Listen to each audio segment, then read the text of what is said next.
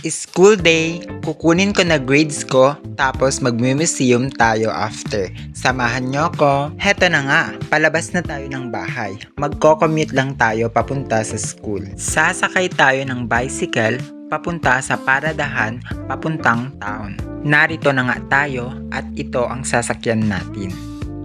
Makalipas ang ilang minuto, finally nakarating na tayo sa town. Sasakay naman tayo ng jeep ulit papunta sa school. Total of pamasahe is 25 plus 20 plus 10. Kayo na lang mag-calculate. Tas pauwi na naman. Makalipas ang ilang minuto, nakarating na tayo sa school. Sa mga hindi pa nakakaalam, sa ZPPSU ako nag-aaral. Zamboanga Peninsula Polytechnic State University. Dito po ako nag-aaral. Balik tayo sa grade. Kinakabahan ako. Sana maganda grades ko.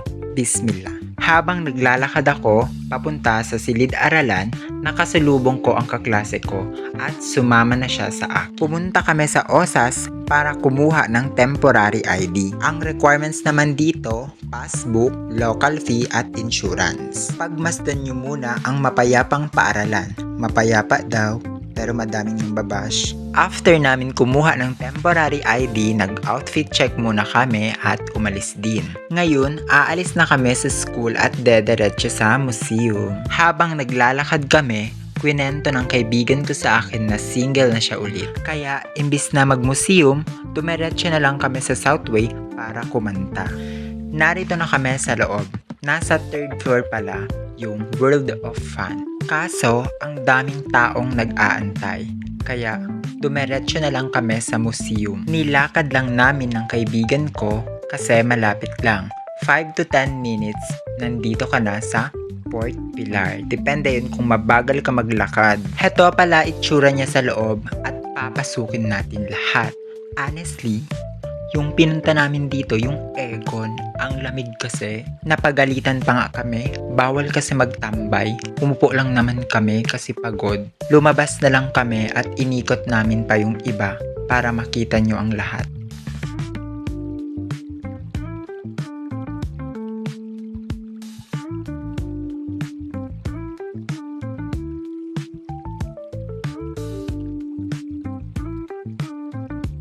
Eto yung uso ngayon, bukas at magpakailanman. Dito sila nagtitake ng picture, pa-shadow-shadow ganyan.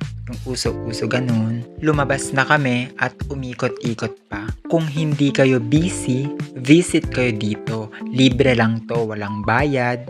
Etong nagustuhan ko dito kasi ang daming history ng Zamboanga City dito.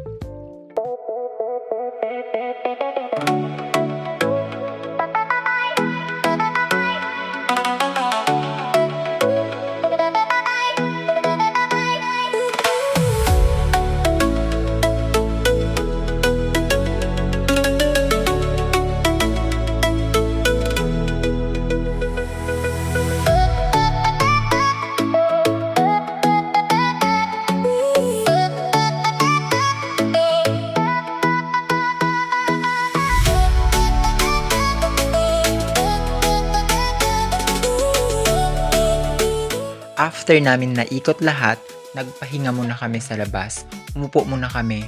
Habang nagpapahinga kami dito, parang naisipan namin gusto namin pumunta sa Paseo del Mar. At hindi kami nagdalawang isip, pumunta nga kami.